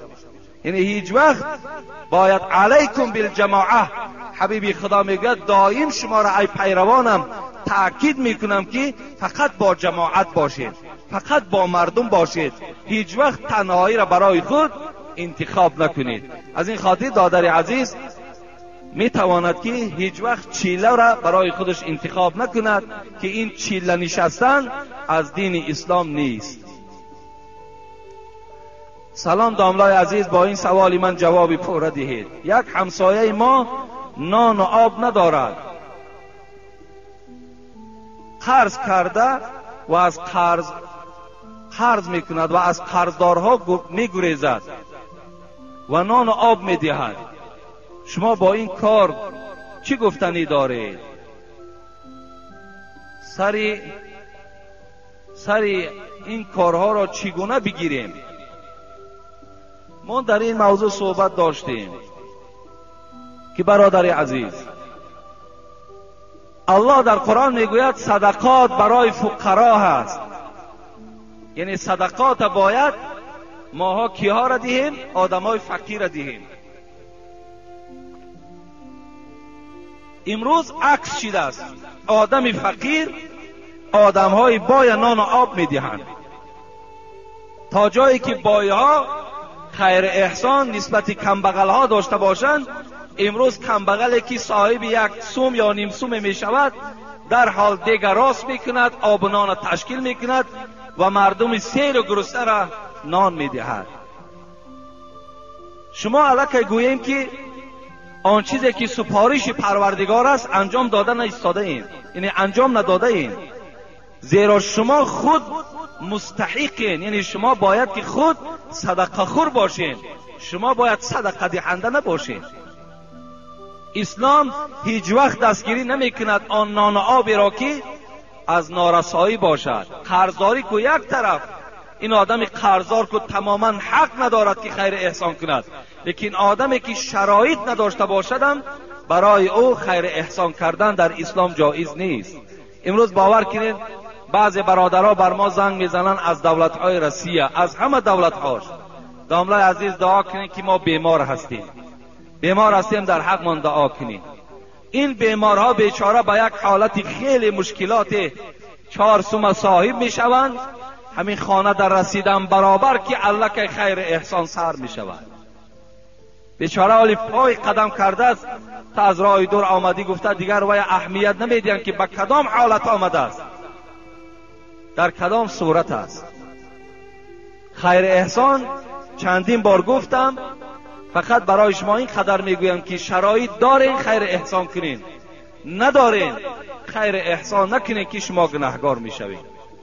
و آن برادرانی که در این مسئله ها گویم مردم دقت میدهند، طعنه میکنند چرا تو خیر احسان نمیکنی، اگر همون آدمی را که طعنه دارد دقت میدهد کمبغل باشد، این برادر در نزد خدا گناهگار میشود. ما و شما حقوق نداریم که بنده هایی که بیچاره شرایط ندارند ما و شما با آنها دستورات خیر احسان دهیم. السلام علیکم حضرت حاجی میرزا، سوالی دارم، خواهش میکنم جواب گویید. مسئله اسراف کمی روشنی می انداختید. کسانی که اسراف کردند اسرافکارند، چگونه گناه است؟ خداوند در قرآن در باب اسراف ولا تبذر تبذیرا ان المبذرین كانوا اخوان الشیاطین و کان الشیطان لربه کفورا میگوید شما بنده های خدا اسراف نکنید، زیرا که پروردگار اسرافکار دوست نمی‌دارد. اسرافکار برادر شیطان است و شیطان در نزد پروردگار کافر است. کسی اسرافکار است برادر شیطان است و خدا گفته ایستاده است که شیطان در نزد الله کافر است. در دیگر جای قرآن خداوند برای ما و شما سوره اسراء است، میگوید کلوا واشربوا ولا تسرفوا، شما خورید و نوشید اسراف نکنید، بخورید بنوشید اسراف نکنید. حتی صاحبان تفسیر میگویند که انسان وقتی زیاد میخورد انمو زیاد خوردنش اسراف است. وقتی آدم میگوید عقلش فقط در همین بهتر کردن دنیا صرف میکند و فکر آخرت نمیکند، حتی صرف کردن عقلش همین هم از اسرافیات است. باید ما و شما در اسراف هیچگاه راه ندهیم. خداوند در سوره ابراهیم میگوید و استعذ ربکم لئن شکرتم لازیدنکم و این کفرتم این عذابی لشدید. اگر شما در نعمتهای خدا دادگی شکرانه کنید به قدر آنها رسید خدا زیادش میکند. لیکن اگر شما در دادگی پروردگارتان خراجات کنید، اسراف کنید، بی پروایی کنید، عذاب پروردگار بالای شما سخت است. این امروز ما و شما ببینید در خاندانمان چه از چراغ‌ها را، چه از آب، چه از گاز اسراف میکنیم، پروا نداریم، رفته ایستاده است. ما و شما فکر نمیکنیم که انا همین خراجات هایی که در اینها شده ایستادن، همین هم در عبادت ما زلال داره، همین هم در بندگی ما زلال داره، همین در ما و شما در نزد خدا گناهکار میشویم. السلام علیکم داملا، من برای انگشتی سبابه با مولای خودم بحث کردم. او به من گفت که دیگر از قفای من نماز نخوان که من امامتی تا قبول نمی کنم تا چلیک برداری تا بس نکنی. من چیکار کنم داملای؟ برای از پس یک داملای با فهم بخوانا که همه داملایی که برداشتن همین انگشت که من کنه و امامتی را که قبول نکند، الحمدلله امروز پر از داملای میفهمیدگی. روای پس یک آدم میفهمیدگیش اقتدا کن. داملا چه حق دارد زیدی حدیثی رسول اکرم صلی الله علیه و سلم برآمد میکند؟ چه حق دارد؟ چه حق دارد وقتی که کردار امام ابو حنیفه را قبول ندارد که حضرت امام ابو حنیفه را در کتابها برداشتن انگشت در حالت اشهد ان لا اله الا الله دا برداشتن شد وصف میکنند، تاریخش بیان میکنند؟ چه حق دارد امام که خلاف کردار امام ابو حنیفه رفتار میکنند؟ مایش روای پس یک امامی با فهم و با علم نماز سر خواندن بگیر.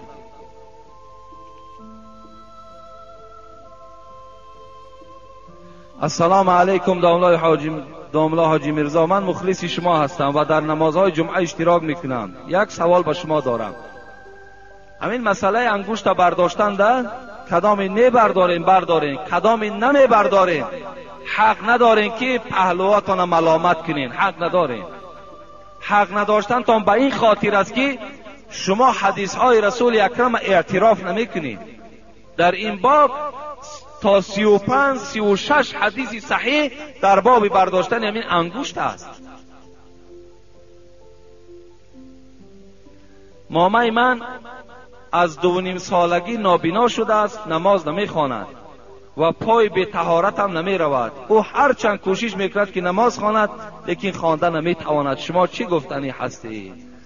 البته باید که نماز این عذر ندارد، باید که حرکت کند، یعنی از دهان همو فرزندهاش آموختن سوره ها را آموزد. اگر این قادر نشد بعدا به همون اشاره های طریق نماز خواندنش عملهاش انجام دادن بگیرد، انشاءالله همون هم در نزد خدا نماز به حساب می رود.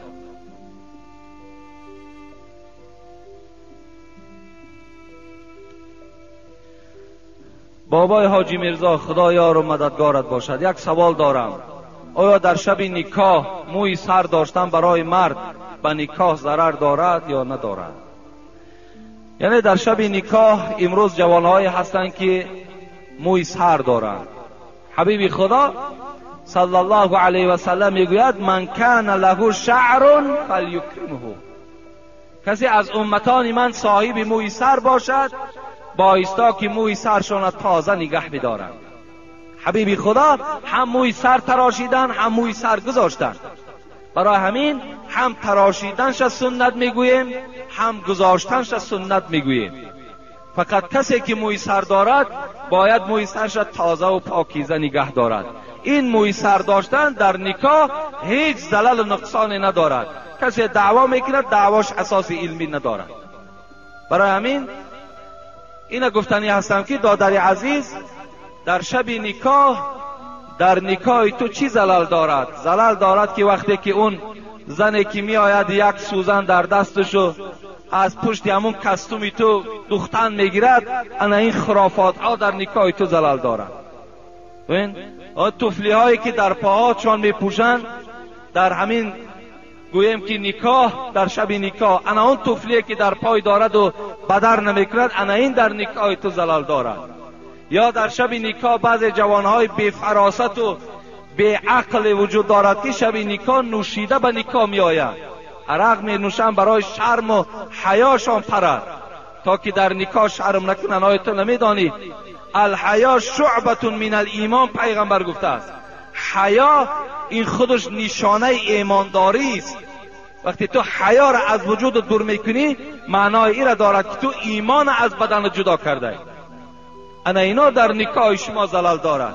در نکاح شما این 10 ماشین و 20 ماشینه که صرف و خراجات های به معنی میکنین، انا این در نکاح تو زلال دارد. در نکاح تو اون دختری را که تو فتح پشانیدی و تمام بدنش یار و رفیق تا نشان دادی، انا این در نکاح تو زلال دارد.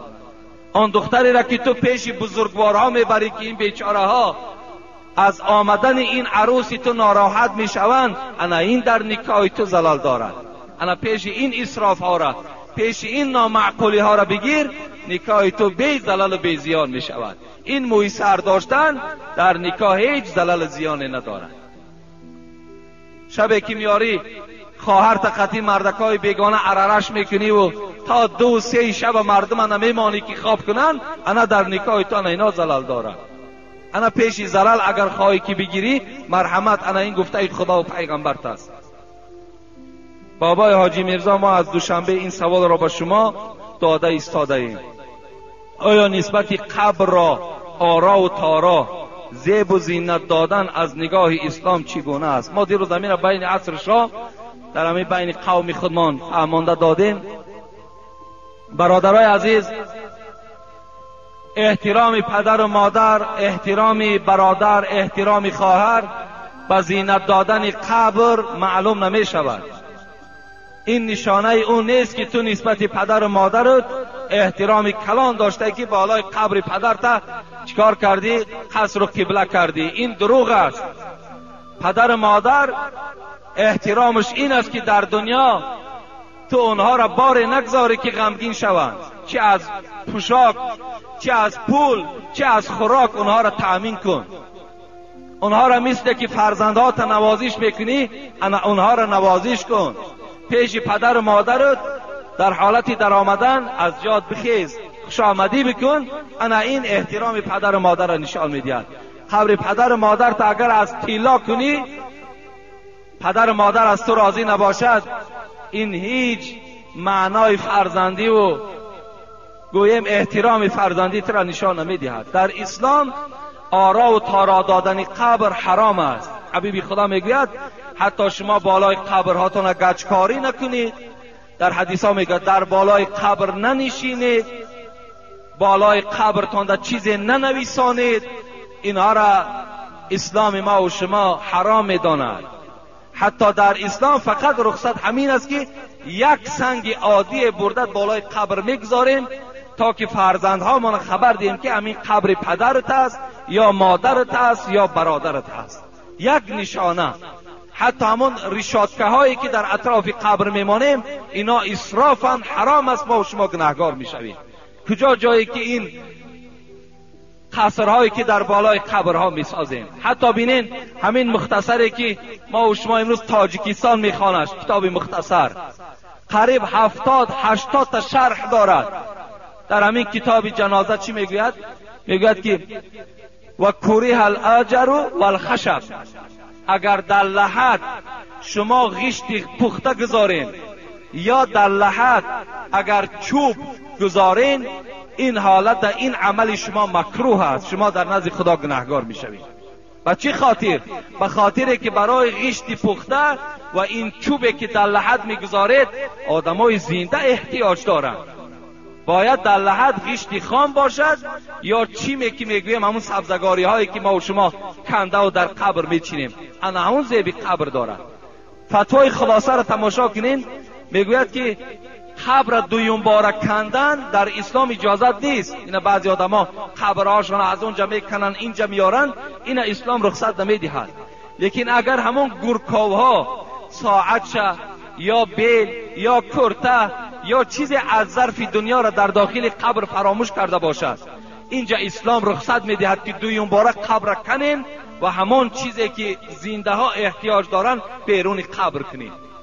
ببین تا این صورت اسلام اجازت نمیدهد که در قبر چیزی از اسباب دنیا ضایع شود، پوسیده و نابود شود.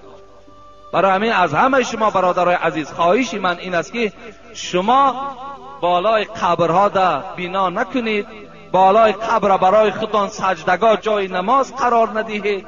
اینا را در حدیث ها رسول اکرم حرام خواندگی هست. گفتی اما حضرت مولوی جنونی که اگر گورت همه نقش و نگار است، چی سود پر در لحد گر اژدهار است. این چی فایده دارد بالای قبر تا اگر از تمام میگوییم که بهترین مال دنیا آرا و تارا دهند، لیکن داخل قبر اژدهار داشته باشد، داخل قبر راحت نداشته باشد، این چی معنی دارد؟ آن پول شما در یتیم خانه ها، در همسایه داری هاتون، در مکتب ها برده انشاءالله اگر صرف کنین، این در روح پدر مادر شما شاد می شود. اجازت نیست برادرای عزیز در بالای قبر بغیر یک سنگ عادی حتی کتابت نویساندن ممکن نیست.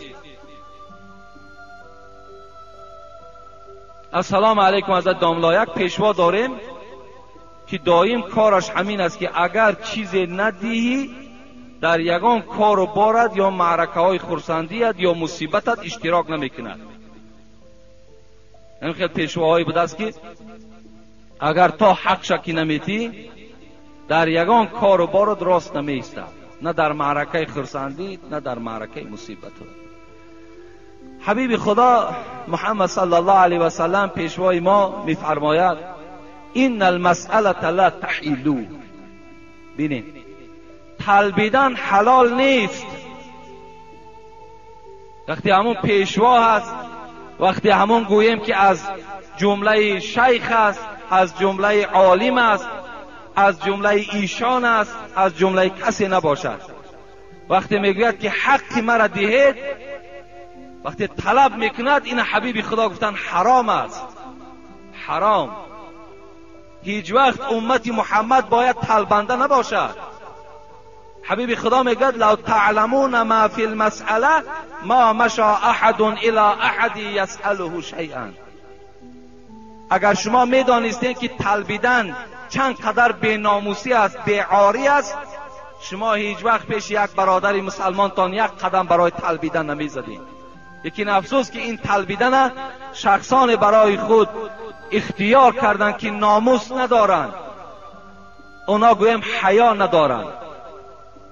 برای همین ما و شما حق نداریم که گویم برای ما فلان قدر مبلغ جدا کن بعد من در کار بار تو راست میستم، یا اینکه من فلانی زاده ام، من بالای همه شما گویم سردار هستم یا فلان هستم، باید که برای من شما مبلغ جدا کنین، برای من نظر دهین. این در اسلام ما وجود نداره. بعضی ساده های ما و شما را اونها می ترسانند حقی مرا بده. وقتی مثال تو نمیدی بعد وایمه میکنند نمیتی، حقی مرا نمیتی، حقو گویا که تمام یعنی ندادی تمام تو میسوزی. نه، خودش میسوزه. او دعا هم ندارد برادر عزیز، باور کن نترسین، این چیزی چی گپ نیست. اسلام ما باید طلبنده تیار نکند. امروز برای چی ما میگیم که همون بچه هایی که در راه ها هستن صنف 1 و 2 میخوانند یا از اون در پستر هستن، اونا را شما پول ندهید. به چی خاطر؟ به خاطری که در طبیعت او طلبیدن میماند. وای آیسته آیسته میده میده آخر کلان شدن میگیرد، با همین راه طلبیدن الک عادت میکند. وای دیگر در مکتب نمیخواند، وای دیگر مکتب هم که رود تمامی حش و خاطرش به سوی همان اطراف مزارهایی که امروز طلبنده ها در اطرافش نشستند. انا فقط تمام خاطرش همه گویم حشش طرف همون مزار، طرف همین امروز قبرستان ها را جای کردن. میبینن که مردم قبرستان میرود، در نزد قبرستان که باز پول تقسیم کنی که هست، این کودک ها همون جمع روند تا که با اونها پول دهین. شما ندهین بر اونها پول، اونا را شما خودتان طلبنده میکنین. امروز این بهبودی که الحمدلله در تاجیکستان شده ایستاد است. شما میبینید روز به روز زوادها با چی هستند، روز به روز راهها کشاده شده ایستادند. امروز کدام بدفرد تاجیک این زوادها را سرداری میکنند؟ ما و شما که وقتی که فقط طلبنده تیار کنیم، همین طلبنده هایی که امروز داریم کتکت هایی که هستند، مردم هم میترسانند که حقی ما را بده، نمیتی خیلی میبینی همیناش بسند. ایناش بیا ما و شما طلبنده نکنیم. ایناش بگذار که بیچاره خوانند، بگذار که آینده دار شوند، در همین جامعه تاجیکستان ما و شما خدمتگار شوند. اینا درست نیستن. طلبیدن حلال نیست برادر عزیز. این ملاگی و باور کنین پدرای عزیز، ایشانی و شیخی که برای خدا نباشد، با خدا قسم در نزد پروردگار از کرم لای خورک دیده این انسان در نزد خدا به قدر هست. باید همه عمل ما از برای خدا باشد. باید چی ملا باشد، چی شیخ باشد، چی ایشان باشد، چی فلانی زاده باشد، باید امروز فقط خدمت اسلام کند، نه برای مبلغ. اگر تو در راه خدا خدمت کن، الله خودش در قرآن میگوید و من یتق الله یجعل له مخرجا و یرزقه من حیث لا یحتسب. این پروردگار میگوید ای انسان، تو از پروردگارت بترس، در راه پروردگارت خدمتگار باش، چنان ریسکت میتون که در گمانت نیست. آنقدر مبلغ و پول از هر راه برای تو میارم که در فکر در خیالت نیست. این وعده پروردگار است. همین انسانایی که امروز خدمت پروردگار میکنن به طلبیدن روزشان الحمدلله که رفته ایستاده است. برای همین ما و شما این طلبیدن برای خود اختیار نکنیم. این برادر ما هم حق دارد که برای این گونه پیشوا حق جدا نکند. هیچ وقت حق جدا نکن. از دوغ و پوپیسش هم نترس. انشاءالله تو در نزد خدا از این دیده با قدر تر هستی. و آخر دعوانا ان الحمدلله رب العالمین. اینجا در یک سوال ها را خیلی دیگر میگذاریم، زیرا جمعه آینده من در باب صبر در مصیبت که خیلی از برادران اینجا از ما طلب کردن، من صحبت میکنم که صبر در مصیبت و صبر در معصیت، از معصیت چی معنا دارد. من برای شما انشاءالله اینا بیان میکنم. خیلی موضوع لازمی هست برای امروز ما و شما. جنازه بابای ولی 30 سامان. بابای ولی خدا رحمت و مغفرت کنه، یکی از عضو همین جماعت ما بود که در همین محله زندگی میکردن. فرزندای خدا را شکر که با نماز دارد. بابای ولی 30 سامانی روان کردن که در حقش دعا کنیم. بابای احمد 10 سامانی. بابای حاجی زین الدین 10 سامانی. برادرمان استاد سبز علی و بحرالدین بابا جان که برای همین مناره را تعمیر کردن، امروز مهنت کردیستند، در حق اینها گفتن دعا کنید. در حق پدر و مادرم دعا کنید. حاجی سید حامید از کوهدامن 10 سامانی. بابا خان از پاریز در حق مادرم بیمار از گفتن دعا کنید، 10 سامانی روان کردن. خدای مهربان این بنده هایی که الحال نامگیر شدن، خدایا گذشتگی هاشون رحمت و مغفرت بگردانی، زنده هاشون خدای شفای کامل و شفای عاجل نصیب بگردانی و هر مراد و مطلوب هایی که در دلشان دارند خدای مهربان با فضل و کرمت برآورده بگردانی. و تمام آن بندگانی که در این صندوق خیریه که امروز برای بهبودی همین مسجد صرف شده ایستاده است خیر احسان میکند، خدا این خیرها را به درگاهت مقبول و خدا از همه آفتها در حفظ امانش نگه دارد. یک گروه جوانها امروز از ما طلب کردند که در حقمان دعا کنید که در سفر و در روسیه کار میکنند. خدایا همه مسافرها را از این جمهوری ما را خدایا صحت و سلامت نگه داری و با تن صحت و با دست پر و خاندان برگشتن در موفق شان بگردانی. آمین و رب العالمین. اللهم رب هذه الدعوة التامة والصلاة القائمة محمدا الوسيلة والفضيلة والدرجة العالية رفيعة وبعث مقام محمودا الذي وعدته وارزقنا شفاعته يوم القيامة إنك لا تخلف الميعاد. ما این دو را نمیشناسم، لیکن از اون بی نهایت غلط میخونده است. من مقصد از اون گفتن حبیب خدا میگوید اطول الناس اعناقا یوم القیامت المؤذنون. گردنی که از همه گردنی بالاست در روز قیامت، گردنی کسی که اذان میدهد. در روز قیامت از همه گردنها بالاترین گردن نصیب شخصی هست که اذان میدهد، لیکن اذان درست دهد.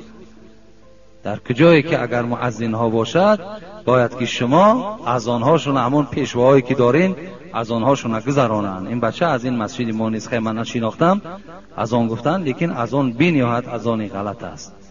برای همین کاری کنید که در هر جمعه بسیاری مسجد ها میریم اذان میدهند، اذان هاشون همه غلط است. اکثر مسجد ها اذان غلط میدهند. این بسیار یک معنای کلان میدهد. در اذان گفتن هم خوف کفر است وقتی اگر نادرست اگر ما و شما اذان میدهیم. این علم اسلام علم عادی و آسان نیست. هر یک تلفظ این، هر یک تشدیدی که در داخل این هست به خودش معنا دارد.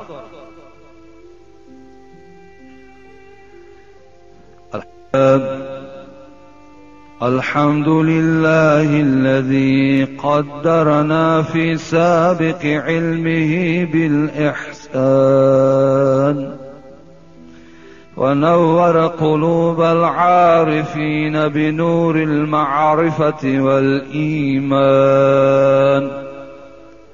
وشرح صدور الصادقين بشرح الهداية والعرفان ونشهد أن لا إله إلا الله وحده لا شريك له ذو العوف والغفران ونشهد أن محمدا عبده ورسوله سيد الرسول وحبيب الرحمن صلى الله تعالى عليه وعلى آله وأصحاب الموصوفين بالعدالة والإحسان خصوصا على الإمام الهمام أول صحابة وأفضلهم أمير المؤمنين أبي بكر الصديق بعلو المرتبة كمال الاقتران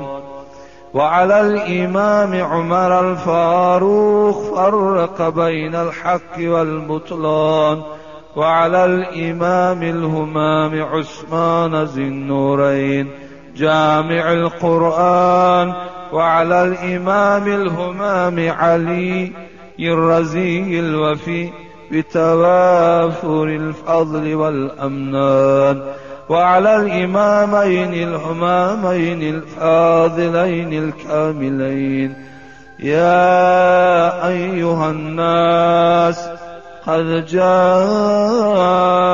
في الخبر أحفظوا ألسنتكم. أعوذ بالله من الشيطان الرجيم. إنا أعطيناك الكوثر فصل لربك وانحر إن شانئك هو الأبتر. بارك الله لنا ولكم في القرآن العظيم ونفعنا وإياكم بالآيات والذكر الحكيم إنه هو الغفور الرحيم الجواد الكريم العلي العظيم السميع الدعاء. چگونه در خبر آمده است گفت احفظوا السینتکم. این حدیث رسول اکرم صلی الله علیه و سلم است که ای پیروان قرآن، ای مردم تاجیکستان، پیغمبر خدا خطاب دارد، زبانهاتان نگه دارید، زبانهاتان محافظت کنید.